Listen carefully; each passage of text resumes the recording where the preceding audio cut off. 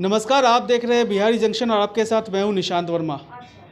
लगातार पुल गिरने की खबर आती रही है और आज से ही नहीं कई सालों से आ रही है। ताज़ा मामला सुपौल ज़िले का है, जहां पे कोसी नदी पे बने एक पुल, निर्माणाधीन पुल जो है अचानक से भरभरा कर गिर गई।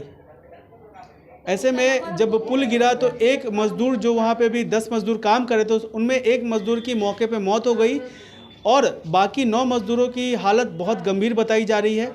ऐसे में अब उनकी जान जो है वो बचेगी या नहीं बचेगी, ये तो बाद की चीज़ है, लेकिन सबसे बड़ा सवाल खड़ा होता है सरकार पे, सरकार के इंजीनियर्स पे और वहाँ काम करने वाले कर्मचारियों पे कि आखिरकार बार बार ये घटनाएं क्यों हो रही है बिहार में। बिहार में आपको हम बताएं कि ये पहली घटना नहीं है जो पुल गिरा है। उसके बारे में आपको बताते हैं कि ये जो है वो पुल निर्माणाधीन पुल था और ये आपको सुपौल ज़िले में ये पुल है। इसके अलावा अगर आपको हम बताएं तो पिछले साल जून 2023 में बिहार के भागलपुर में एक निर्माणाधीन पुल गिर गया था। उसमें भी कई लोगों के हताहत होने की खबर आई थी। उससे पहले हालांकि आपको बता दें कि इतने करोड़ रुपए लग रहे हैं, मुख्यमंत्री खुद जाकर उसका शिलान्यास कर रहे हैं, लेकिन उन्हीं के जो कर्मचारी हैं, जो वहाँ पे इंजीनियर्स हैं, वो क्या सही तरीके से काम कर रहे हैं, ये सरकार पर और उनके कर्मचारियों पे भी एक सवाल खड़े करता है। इसके अलावा अगर हम आपको बात करें, जो ये फहरिस्त है बहुत लंबी है, जो पुल गिरने की जो ये फहरिस्त है बहुत लंबी है। लगातार ऐसी घटनाएं हो रही हैं। 15 मई 2023 की अगर हम बात करें तो पूर्णिया में ढलाई के दौरान एक बॉक्स ब्रिज गिर पड़ा था। उसके अलावा जून 2022 में सहरसा ज़िले में सिमरी बख्तियारपुर प्रखंड में एक पुल बना हुआ था जो कि पूर्वी कोसी तटबंध के पास आता है।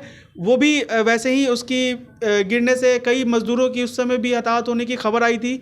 उसके अलावा जुलाई 2022 में कटिहार ज़िले में एक निर्माणाधीन पुल जो है वो गिर गया था, जिसमें 10 मज़दूर घायल हो गए थे।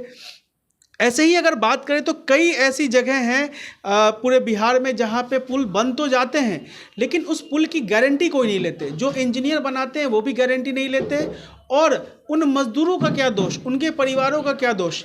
जब आप चीज़ों को सही तरीके से, मटेरियल सही डालेंगे, उसकी प्लानिंग सही से करेंगे, तो फिर इस तरह के हादसे होने के चांसेस ना के बराबर होते हैं।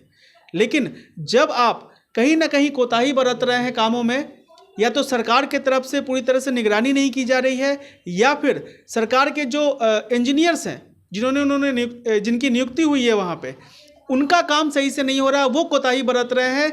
इसी की वजह से ये ऐसे हादसे हो रहे हैं और लगातार ऐसे हादसों में जान जा रही है मज़दूरों की, हताहत हो रहे हैं मज़दूर, उनके परिवार वाले इसको ज़िंदगी भर झेल रहे हैं। और ऐसे में इसका खामियाजा कौन भुगत रहा है उनके परिवार के अलावा, और इसकी सूद कौन लेगा। आखिर सरकार अगर नहीं सुनेगी, सरकार अगर इस चीज़ को नहीं समझेगी तो कौन समझेगा। लेकिन ये कहीं ना कहीं निश्चित तौर पे सरकार की ये कह लीजिए कि आप नाकामी साबित होती है सरकार की इससे, जहाँ पे इस तरह के हादसे हो रहे हैं और ये लगातार हो रहे हैं, लेकिन सरकार जो इस पे संज्ञान नहीं ले रही है और लगातार जो उनके इंजीनियर्स हैं वो इस पे संज्ञान नहीं ले रहे हैं। तो ऐसे इंजीनियर्स को सरकार को निकाल देना चाहिए ताकि ये हादसे दोबारा ना हो। लेकिन सरकार इन हादसों से सीख नहीं ले रही है और लगातार ऐसे ही इंजीनियरों के हाथों में ऐसे काम सौंपे जाते हैं जहाँ पे ऐसी इस तरह की भयावह घटनाएं हो रही हैं। तो ऐसे में सरकार जो है वो अपना रुख साफ क्यों नहीं करती। आप जो भी आप सोचते हैं सरकार के बारे में, आखिर ऐसा क्यों हो रहा है, नहीं हो रहा है, कमेंट बॉक्स में आप ज़रूर बताएं हमें, ताकि आपकी बात भी वहां तक पहुंच पाए और सरकार इस पे संज्ञान ले और ऐसे इंजीनियरों पे सख्त से सख्त कार्रवाई हो। इसकी हमेशा हम मांग करते आए हैं और मांग करते रहेंगे।